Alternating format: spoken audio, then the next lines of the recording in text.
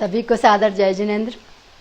आप लोग सुन रहे हैं और मुझे बहुत अच्छी टिप्पणियां भेज रहे हैं कि व्यावहारिक रूप में इन 10 धर्मों को कैसे उतारा जा सकता है, आसान सी भाषा में आप समझा रहे हैं। तो हमारे पर्युषण पर्व के इस वृक्ष पर संयम के फूल लग चुके हैं और तप की अग्नि से यह वृक्ष फलों से लद गया है। अब आप कल्पना कीजिए कि जब किसी वृक्ष पर फल लद जाते हैं तो वृक्ष क्या करता है?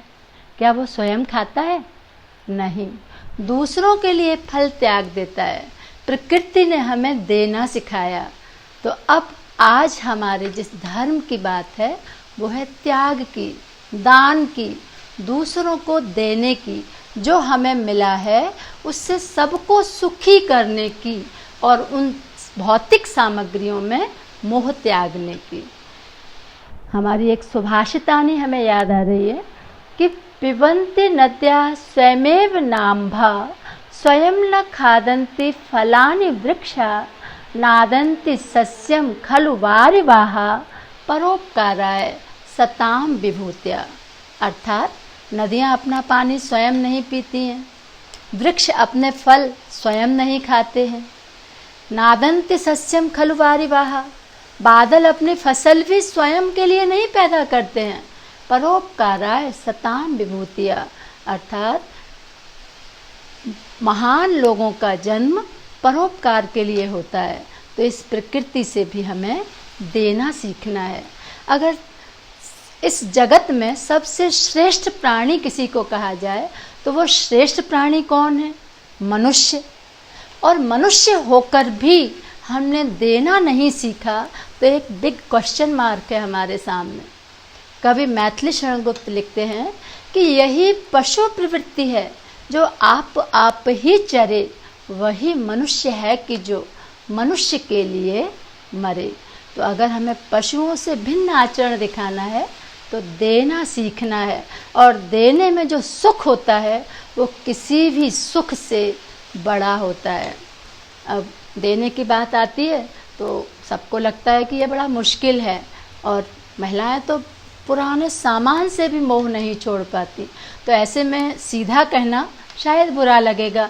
तो हमारे बुंदेलखंड में एक कहावत है कि हौले हौले पूछ लो कि कैसे गई थी फूट, काने से काना कहो तो तुरंत परे वो टूट, और हौले हौले पूछ लो कि कैसे गई थी फूट।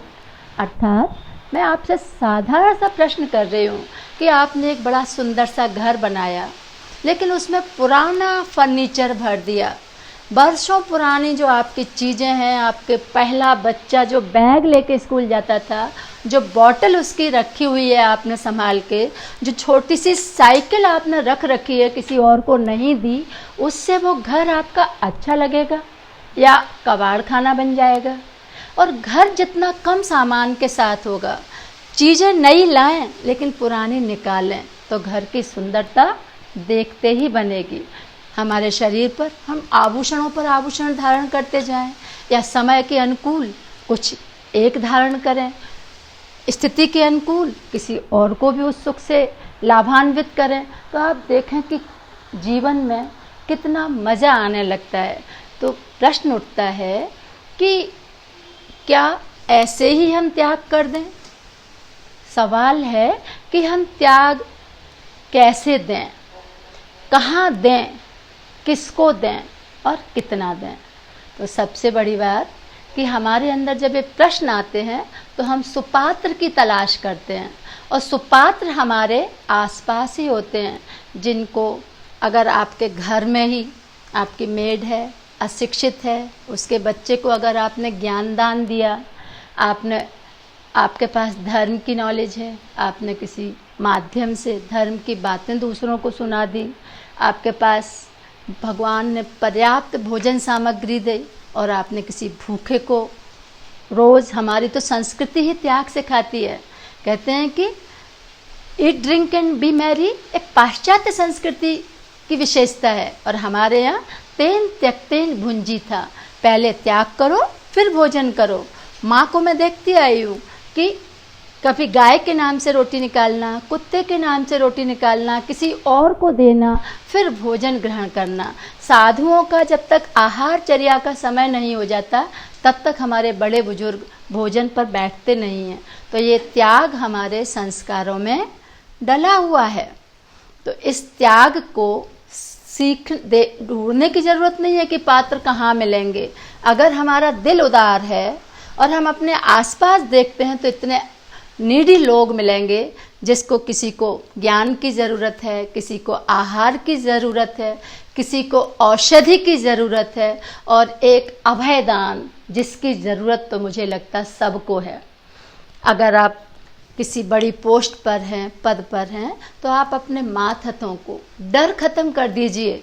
आप देखेंगे उनके कार्य की एफिशिएंसी बढ़ जाएगी। डर में काम की गुणवत्ता कम हो जाती है।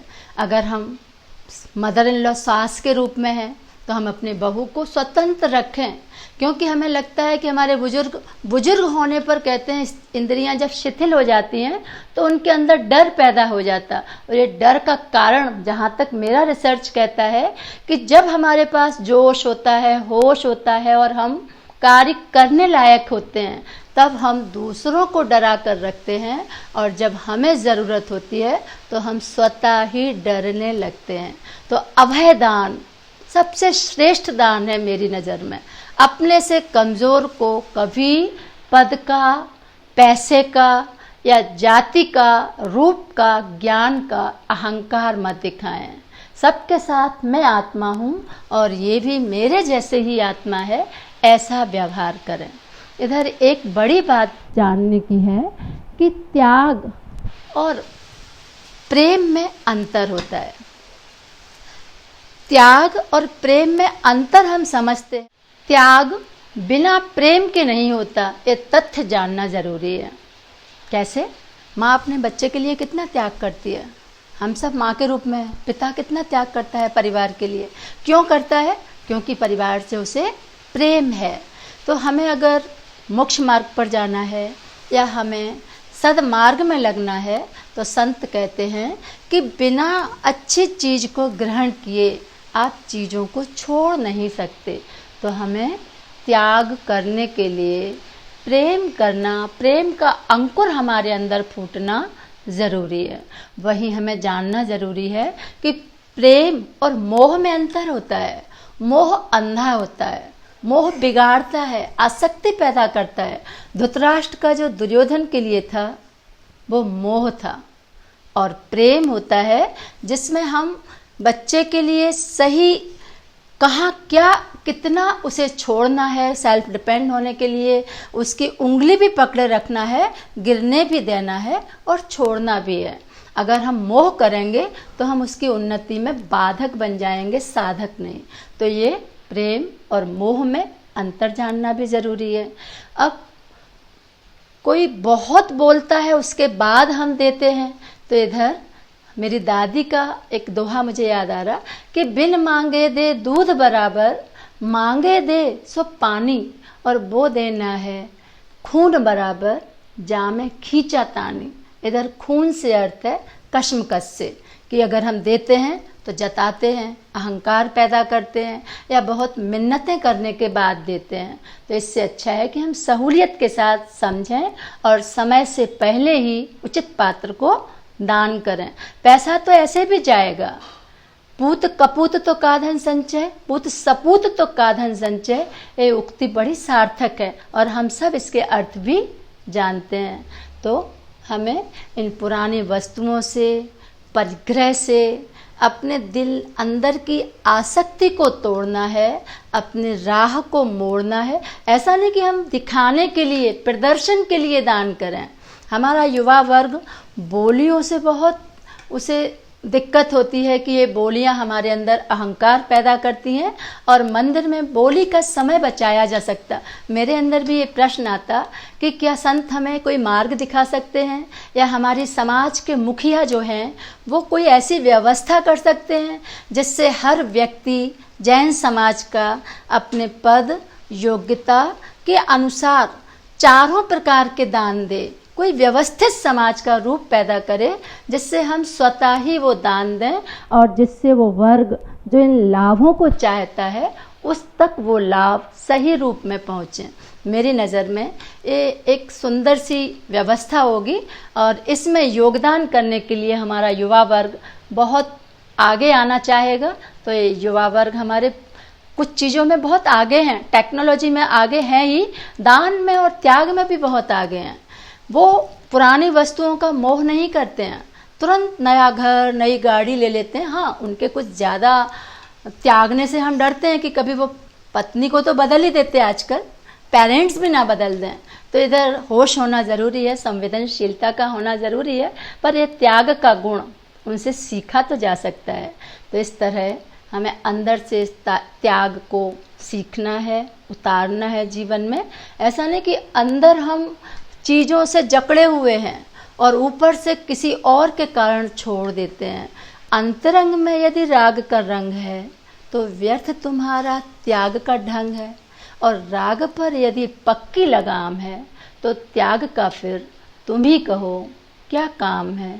इस तरह हम दिल को उदार बनाते हुए अंतरंग में इस त्याग धर्म को प्रकट करें। उत्तम त्याग धर्म के लिए संतों के सानिध्य में रहें और सबके अंदर ये त्याग धर्म, त्याग की भावना पैदा हो, पूरी समाज हमारी उन्नति के पथ पर अग्रसर हो। इसी के साथ सभी को सादर जय जयंती।